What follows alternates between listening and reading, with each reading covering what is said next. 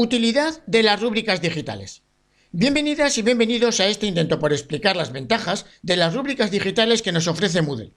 Para conseguirlo, vamos a mostrar un ejemplo de su aplicación, la evaluación de una exposición oral. En principio, una exposición oral es una actividad que no se desarrolla en Moodle, pues el alumnado no presenta ningún archivo ni ningún otro tipo de contenido en la plataforma. Pero esta actividad puede ser evaluada de manera muy práctica con una rúbrica digital diseñada en Moodle, lo que hace posible que esa calificación se incorpore directamente al boletín o libro de calificaciones del alumnado. Para calificar una exposición oral, como por otro lado, para calificar cualquier tipo de tarea con una rúbrica, debemos seguir 3 pasos: diseñar una tarea, aplicar una rúbrica a esa tarea y evaluar la exposición usando la rúbrica. Comencemos con el diseño de la tarea. Supongamos que vamos a proponer a nuestro alumnado la preparación de una exposición que responda a la pregunta ¿cómo fundamentar los derechos humanos? Situados en el curso en el que vamos a diseñar esta tarea, clic en el engranaje de edición y seleccionamos Activar edición. Dentro de la unidad segunda añadimos una actividad, seleccionamos tarea y la agregamos. Y así comenzamos el diseño de la actividad asignándole un título, que en nuestro caso es evidente: exposición oral, ¿cómo fundamentar los derechos humanos? A continuación, describimos las reglas de la actividad que debe conocer nuestro alumnado, objetivo de la exposición, tiempo disponible y, sobre todo, la alusión a que esta actividad va a ser evaluada con una rúbrica, que esa rúbrica es pública para todo el alumnado y que la debe utilizar como guía en la preparación de la exposición.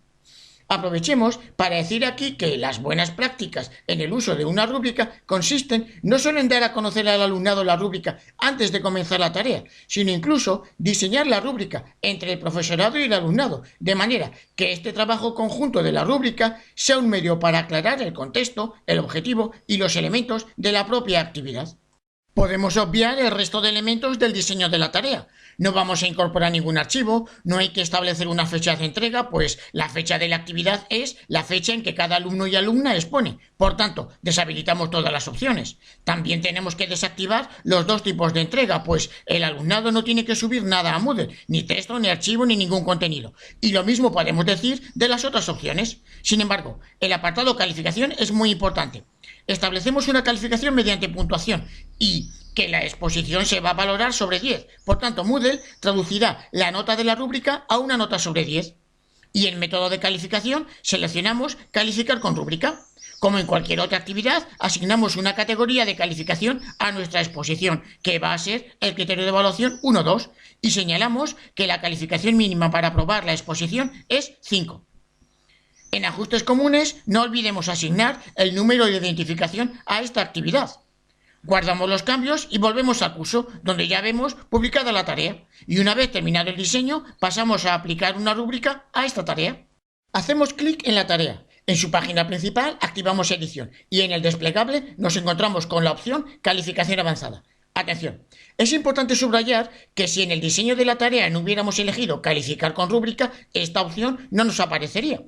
Si elegimos definir rúbrica, Moodle nos lleva a la página donde tendríamos que diseñar la rúbrica indicando nombre, descripción y los criterios y niveles de la propia rúbrica. Pero aquí no vamos a abordar este asunto. Por eso vamos a elegir la opción Calificación avanzada, que nos lleva a 2 posibilidades.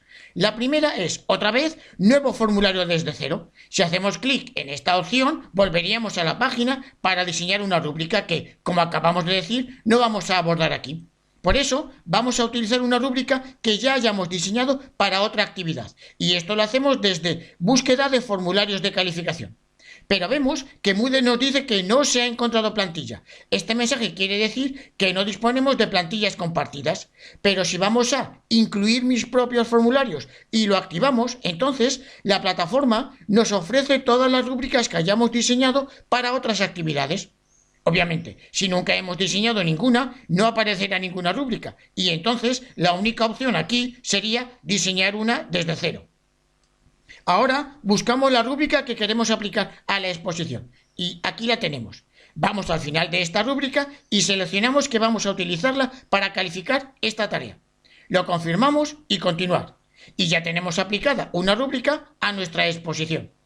Vamos a ver el resultado, pero lo vamos a hacer asumiendo el rol de estudiante. Como si fuera un alumno de valores éticos, hago clic en la tarea y accedo a la misma. Puedo ver su título, la descripción de lo que tengo que hacer y la información de que en esta tarea no hay que entregar ningún contenido. Y lo más importante de todo, puedo ver los elementos con los que el profesor o profesora me va a calificar. Volvamos a nuestro rol de docente y supongamos que queremos modificar la rúbrica que hemos aplicado a la exposición, porque, por ejemplo, nos damos cuenta de que algún nivel no está del todo bien definido. Entonces, accedo a la actividad y en edición selecciono Definir rúbrica. Así, accedo a la rúbrica para poder cambiar su nombre, su descripción y, más abajo, los criterios y sus niveles.